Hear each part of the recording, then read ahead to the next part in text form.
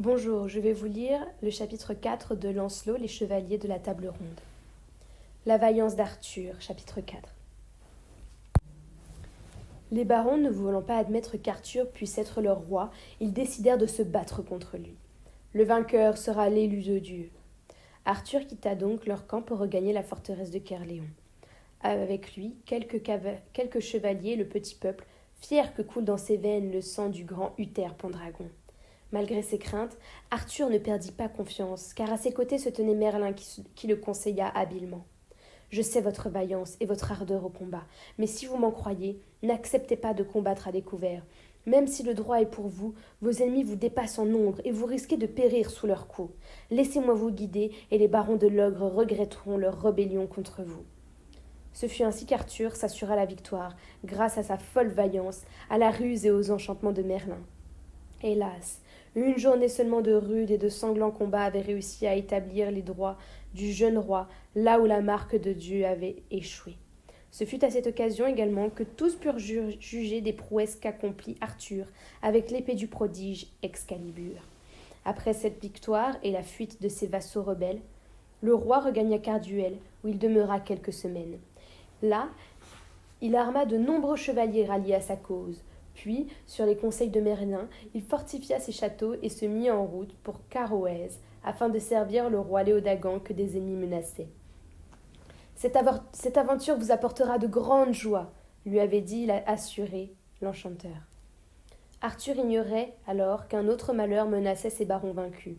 De retour dans leur fief, ceux-ci apprirent que les Saxons s'aventuraient toujours plus profondément sur leurs terres. Et s'ils reconnaissaient maintenant la légitimité d'Arthur, leur fierté les empêchait de faire appel à leur suzerain. Enfermés dans leur forteresse, impuissants, ils assistaient aux ravages que commettait l'ennemi, encouragés par leur passivité. Pendant ce temps, Arthur atteignit enfin la Carmélide, terre du roi Léodagan. Quelle joie inespérée pour le vieil homme de voir ces jeunes gens rallier sa cause. Sans doute étaient-ils trop peu nombreux par rapport aux troupes considérables de l'adversaire. Ils ne représentaient pas moins sa dernière chance de salut. Le duc de Frol, le roi de Romanie et celui de la terre déserte n'ont qu'à bien se tenir. Et lorsque, quelques jours plus tard, le combat s'engage, le roi Léodagan sent l'espoir de la victoire naître dans son cœur. Ces chevaliers étrangers qui ont eu leur nom se battent avec une vaillance, une ardeur qui fait plaisir à voir. Et les dames et les jeunes filles qui assistent au combat du haut des remparts en éprouvent en effet grande joie. Tout le jour, sans se lasser, elles regardent, surtout Arthur qui, Excalibur au poing, taille et tranche tout ce qui est à sa portée.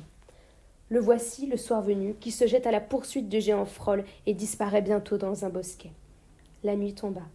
Si la victoire était acquise, les gens de Caroèse n'en éprouvaient pas moins une grande anxiété. Pourquoi les chevaliers sans nom ne revenaient-ils pas ? Les voilà !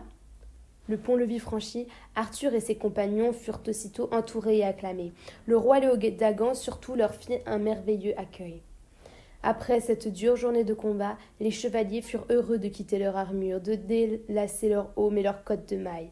Leurs mains et leurs visages étaient tout meurtris et maculés de sang, mais un sourire illuminait leurs traits. Soudain, dans la grande salle, s'avance Guenièvre, la fille de Léodagan, portant un bassin d'argent. Vêtue de ses plus beaux atours, elle s'agenouille, elle, la fille du roi, devant les vainqueurs. Délicatement, elle passe un linge fin sur le visage, sur les mains, sur les épaules du roi Bohor, et ensuite fait de même avec son frère Ban, les chers compagnons d'Arthur. Enfin, elle s'arrête devant Arthur et s'attarde dans sa tâche. Le voyant de plus près, elle se dit en elle-même « Comme elle sera heureuse, la dame que ce preux chevalier aimera. » Arthur, charmé, tremblait tant Guenièvre lui paraissait aimable et désirable. Se penchant vers elle, il la releva, la priant d'accepter de s'asseoir. Ce qu'elle fit, mais auparavant elle lui tendit une coupe afin qu'il la bût en signe d'alliance avec son père. Troublés, ils l'étaient tous deux au point que le roi Léodagan songea en lui-même qu'il serait heureux de voir sa fille unie au plus brave des chevaliers. Voilà plusieurs jours qu'Arthur et ses compagnons séjournaient au château. Lors d'une promenade dans le verger, le roi s'adressa ainsi à eux. « Beau sire, vous m'avez sauvé la vie et permis de garder mon honneur. Or, jusqu'à ce jour, j'ignore vos noms. Me les direz-vous aujourd'hui ?» Merlin, devant le silence de ses compagnons, répondit alors en désignant Arthur.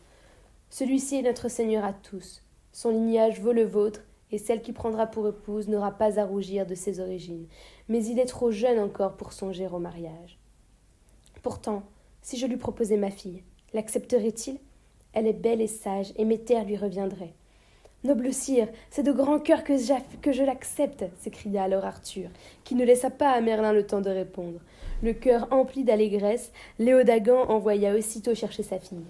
Apprenez maintenant, cher sire, que vous venez de donner votre fille au fils d'Uther Pendragon, Arthur, le suzerain qui règne sur les 2 Bretagnes, ajouta Merlin. L'évêque de Caroès bénit un peu plus tard les 2 jeunes gens. Ils ne purent se marier tout de suite, car les Saxons menaçaient les marches du royaume de l'Ogre, mettant en grand péril les hommes liges d'Arthur. Le devoir du roi était de leur porter secours au plus vite. Le matin de son départ, Guenièvre vint aider son fiancé à s'armer. Elle lui ceignit l'épée au côté et, agenouillée, boucla ses éperons. Voilà qu'une fille de roi vous fait un nouveau chevalier. Elle doit maintenant vous donner la collée et un baiser.